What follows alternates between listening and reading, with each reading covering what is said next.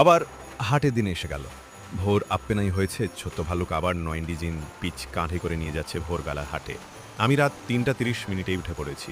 যদিও বলতেই হয় খুব ক্লান্ত লাগছে, কিন্তু এরকম জীবন আমার কাছে খুবই পরিপূর্ণ আর আনন্দদায়ক।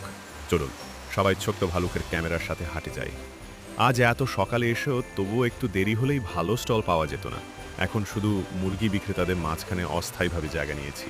চল স্টল খুলে ফেলি, পরে যদি ভালো জায়গা পাওয়া যায় তাহলে সরে যাব। অপেক্ষা করো একটু, আমি কলম হাতে, শরীরের মালপত্র যেন তুমি নদীতে ফেলে আসা মুরগির মতো। দোকান খুলে ফেললাম, প্রথম ক্রেতা চলে এলো। প্রথম বিক্রিটা কি এখানে হবে? চলো দেখি, এখানে চেষ্টা করে দেখি। নগদ দিবেন তো? ৫ ইউয়ান ৯ সেন্ট। তারপর কাকু আমাকে ৬ ইউয়ান দিলেন। আজ এখনই বের হচ্ছি না। আজকের দিনটা মোটামুটি ভালোই যাচ্ছে।